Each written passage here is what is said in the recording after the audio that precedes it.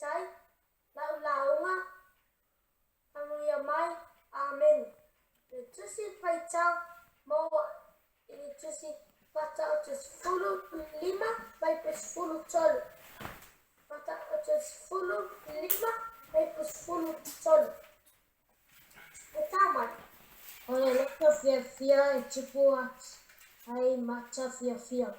E ole loto whalo noa e momu, ai le angango.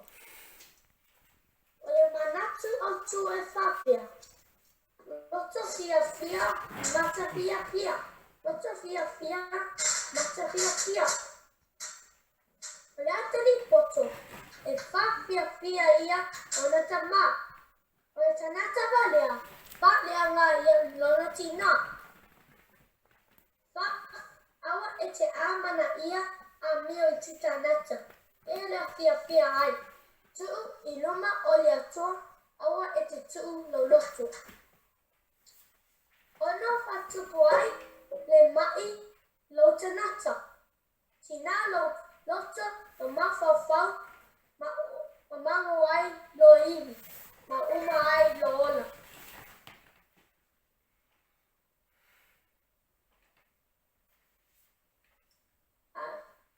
Fia yoba, o le ala tanata, ma tupu ai le lenga ma I taia te ia. A ki fia lo loto, e mi fia lo mata, a whano nola loto, e o ti lo anganga. Fia lo mawhawhau, I umi ai lo ola. Amen. Ta lofa le e kālesia le nei sapatu. Ta lofa lava. Ta total. Le ligie, pata sinai, whanai poto. Amen. Ole au tu ole fe au le nei sapatu. Tu uta meiti e o ya Yesu. Let the children go to Jesus. E iai te temi o e manatua pasau wai se tangata taua e asi mai I lo pitonu. Si tangata femes e te fia ma e manao e mit iai.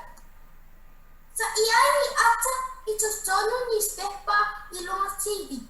Sa e awai ma uwina lona ata po o se flag e talo iai.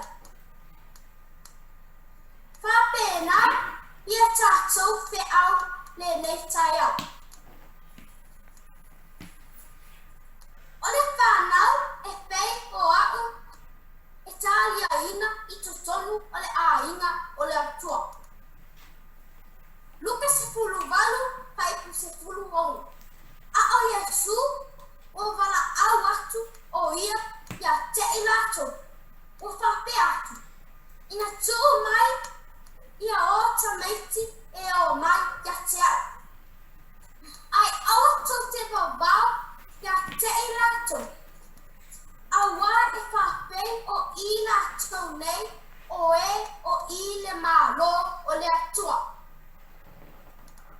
Sa e whalongo I le tala o loo I nei Yesu. Sa whapea tala, sa talai tangata ina ua whalongo ina asi mai atu Yesu I le lato ai. O tana loloa o wha umana tō ngā luenga e nati ma e fia whalongo ia Yesu.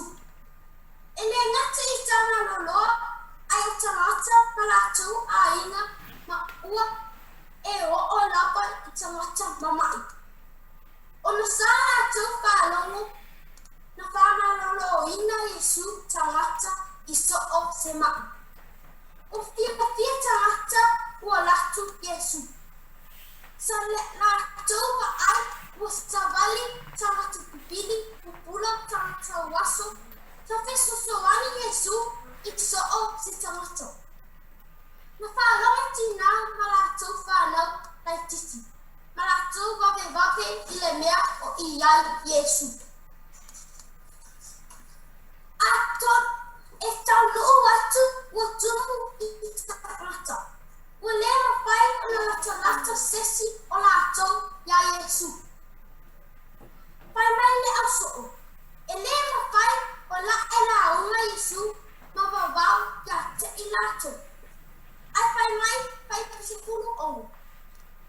A Yesu, ua wala watu o ia ia te ilato. Ua whape atu.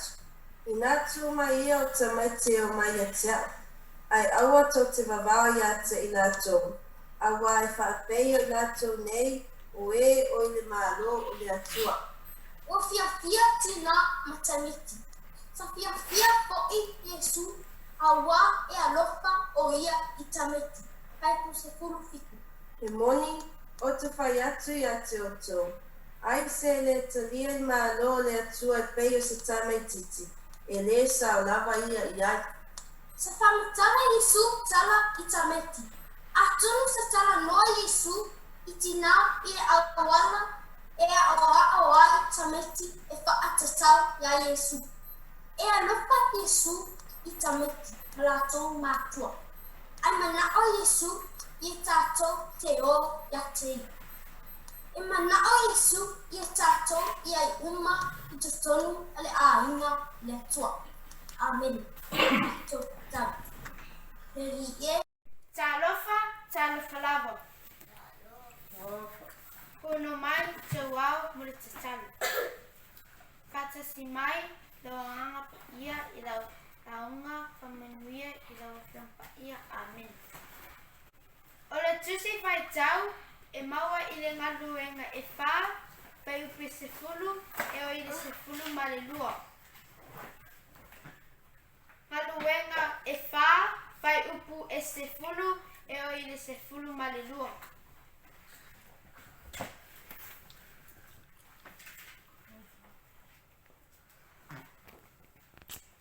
Whafonga o le au whai tawina.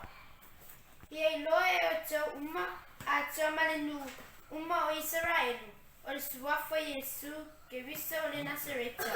O le na whasatarine e oto. O le o te whatuina e le atua na ie uoti. O ia lava o tu mai e le nei tangata. Ua malolo i o te luma. O le male nei na whale au ngaina e o tau te funga whai whale wa avea ia matulimanu au pito i lunga e le foi se tasi o iai leolo. E le lava se isi ngoa i lalo le lani. O fua ina mai i tangata i mawhaia o na whalai nai o i tātou. A o te tala Peteru mai Ioane i le nuu.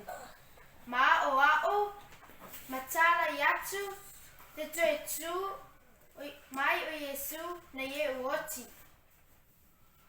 E tua tene o e na whaalongolongo i le upu ma ua tali tanu i lātou. E le ngate lena ua whaamalo lo tangata mai. Ua atoa le wha se fulu tausanga o mai. Ma ua whailoa e Peteru i le nuu uma o Israeli o le suafo Yesu le Nasareta. O le na whasatari ne oto, o le o te whatuina i le atua na ie uoti. O ia foi, o tuma i ele ne tangata, ua malolo i o te luma. E ui, ina la tau tuina la ui le whale pui pui, ma whaamasino ina, po o le ale mana, po o aile ngua, o mafuai nei mea. Whai mai le tala, ua tumu Peteru i le angangapa ia, ma ua whailo atu i tau ina o Israelu. O le tala, o le suafo Yesu le Nasareta, e te mawai le ola. O awa ai pia, te ngata i le whaamalosi o Peteru mai Ioane, ua salala watu le tala i Jerusalema uma, i whaamalolonga o wādenga ua whaia e ala i le suafo Yesu. E ui na la tau tuina la o e o, a ua tali tonu le nuu, ma ua vivi i tangata uma i le atua. Lo ua inga le netea, e le ai lava se tasi o e le ola, e le ai lava se isingoa o e lalo le langi. Ua fo ina mai i tangata, ma whai ona whaolaina o i tātou. Awa ua uma ona whaamangaloina o i tātou. tātou e ala I lona maliu. O na o Iesu Keristo, olo iai le ola. Ameni. Tātou tatalo. Te tasi. O le se ngata fōia. O mawhae mea tuai. Whaauta. O whaafōwina mea uma. O le nei. A whai o ia Keristo se tasi. O le se ngata fōia. O mawhae mea tuai. Whaauta. O whaafōwina mea uma. O le autu o le lau. Whaafōwina ia Yesu. Renewed in Jesus. Whaafōwina ia Yesu. Renewed in Jesus. O lea le umi na e iloa ai Yesu. O lea le umi na e malama ai I mea te tele na whaia e Yesu. O lea le umi na e moni mauhina ai vavenga na whaia e Yesu mo oe malo ainga. Wha mata la ua avea oe matangata fo. Po le nā e te pepelo I le lua mafutanga ma Yesu. E ala I uinga ma amio tātou te whaia. E tolo vahenga o te whia au maia I le tae nei. Mumua. Renew your relationship with Jesus. Whaafōwina le loa mafutanga ma Yesu. E tele taimi o le tātou sawalima. Whaato a tātou manao mia lava le tātou mafutanga ma Yesu. Pea o ina o mai whaafitau. Ai manao mia ia toe whaafōwina le tātou mafutanga ma ia. E ala I tātou ia te ia. Ia whaitau lana tisi pa ia. Filipi e wha whai upu e ongo. Awani popole o tau I se mea e tasi. A ia whai loa atu o tau manao I mea umalava I le atua I le tatalo ma le whaatonga atua ma le whawhetai. Vaenga lona lua. Renew your heart. Whaafōwina lo loto. Rama se fono ma le lua, whai upu e lua. Awa whai to te a mio whaatasi ma le nei la lulangi. Ai ia li liu I le toe whotaina o tau loto, ina ia o toe sue pesiali fine ngalo o le atua. O mea o le lei mali ale atua. O lea le itua inga loto na e te samoi I le netai. Wha mata tātou te fili whaatasi ma palo I taione. O lea te tala atu lo loto mo Yesu e ulfale mai o ia ma ia whaafōwina.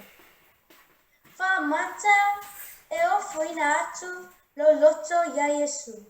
Nā te whaafōwina ma avea o sinofuanga e a whiu tu mawai. Vaenga lona tonu. Renew your strength. Whaafōwina lo malosi. Isaia wha se fulu, whai uputo se fulu. E vai matinga ina tama matutua. O tau le lea, foi e pa uu lava I lātou. Au e whataitali ia Yehova. E toe whaafōwina lo lātou malosi. Lātou te stii ai apa au e pe o aetu. Lātou te whime ei ai le vai. Lātou te savali ai le tingaina.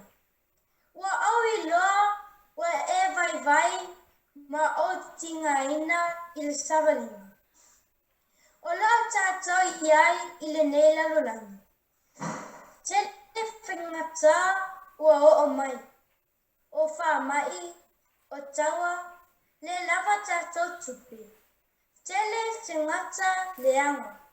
Ma ua tau wau, ina tātou wha vai vai I le tātou savalinga. Ai ua toe wha manatu mai e le atua, I le tai ana. E vai vai tama matitua. E pau u foi tala vou, a we whatai tali ia te ia. E whaafouina lo la tau malosi. A o ina whaafouina e le atua lo malosi. E mati noa e tini atu I le langi ma le ola e whaavavau. E a foi ona e whao ngā tātou le nā malosi. E lawe ai se nganga mo le langi. E kale si ai, mana mia ia te whaafo le tā mawhutanga ma Yesu. E ala I lo se soe I lana fiongo. Ta talo atu ia te ia, wha masani ma ia I taimi uma. A loa ina mawhana whana lato mawhutanga ma Yesu. Ona mawhai ai lea ona whaafouina o tātou lotu. Awa o lea ia a whio tu mau I te tonu o tātou lotu. A whai o lea a whio Yesu I lo lotu, ma lo nei lotu.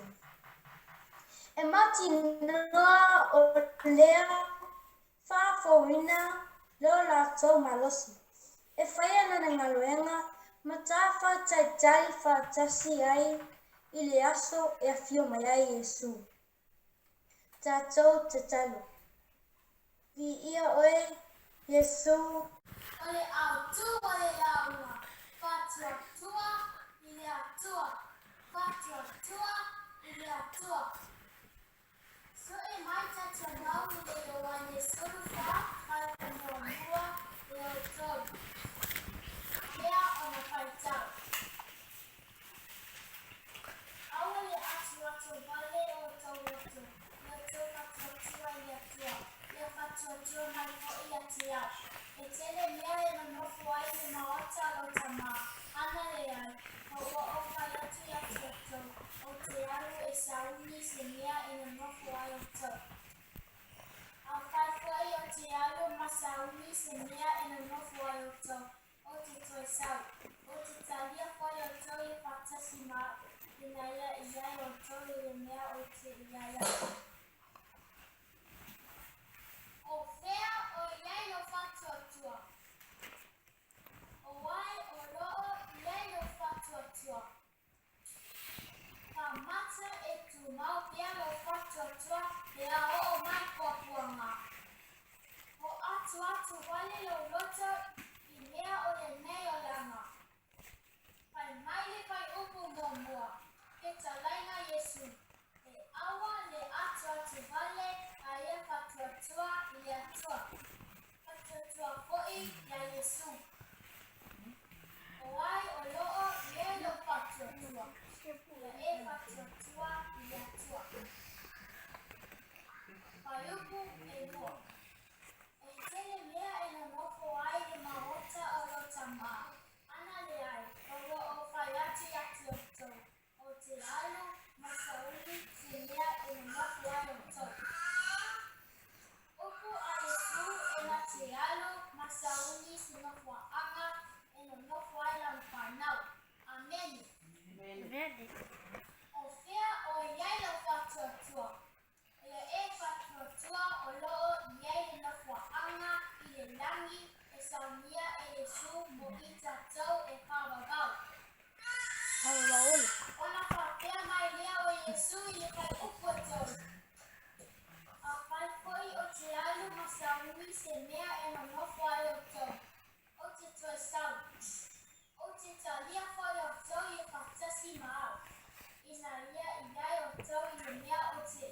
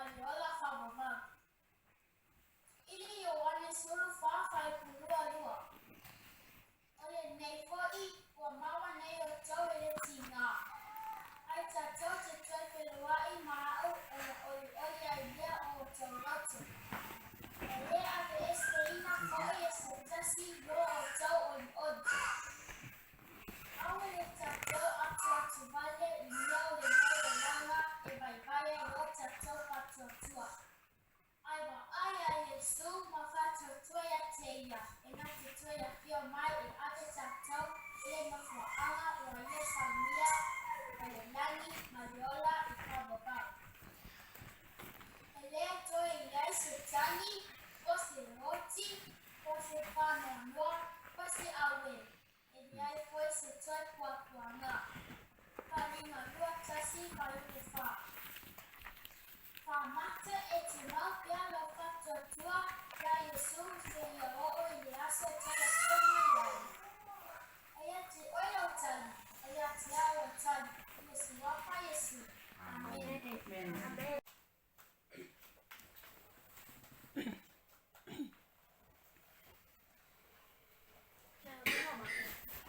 Ta lofa le whanau pele a le tua I le nei tai au. Ta lofa pasta finika ma le ainga. Manuia le sapati. Taku te talu. Pa manuia mai I le la awhionga, I la launga, patasi mai, ameni. O le tusi whai tau e moa mai le whataoto e wha, whaipo e rua kolu. Whataoto e wha, whaipo e rua kolu.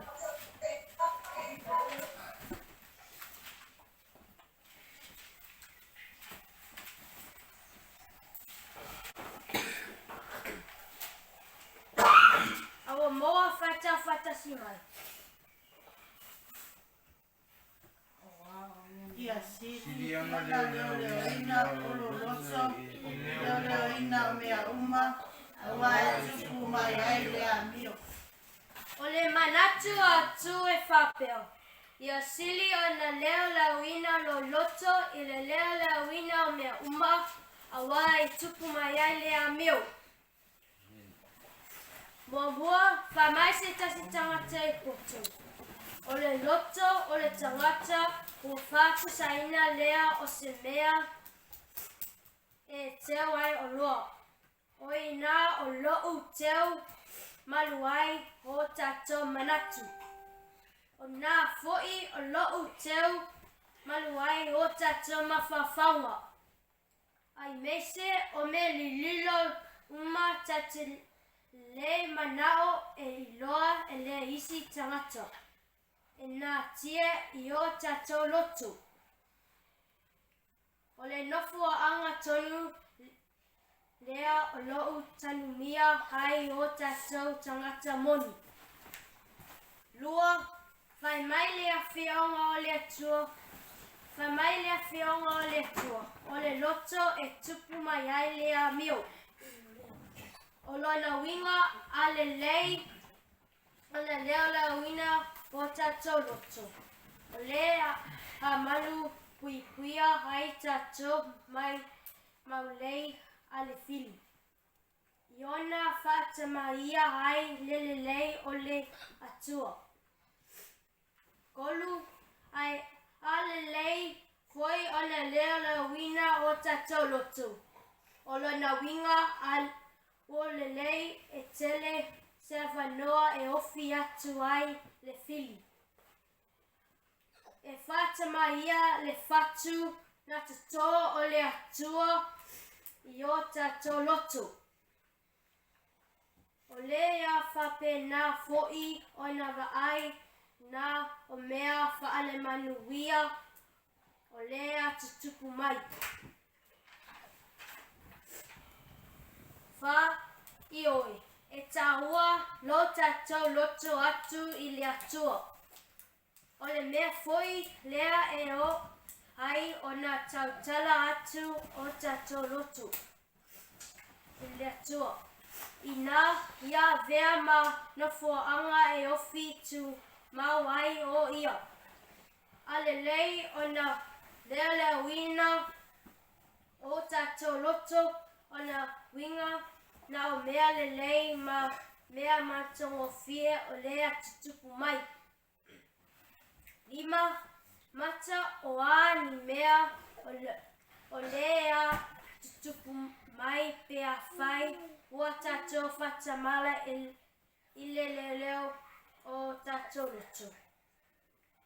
O lea pine o na vaai, winga paa, winga matanga, winga whasausili, winga whaamaunga, ma isi lava mea. Whai mai le tusi a whataoto. Ia sili o ne leo ina lo loto nei so se isi lava mea. Le whanau pele a le atua e tā ua tele lo tātou roto atu i le atua. Ameni.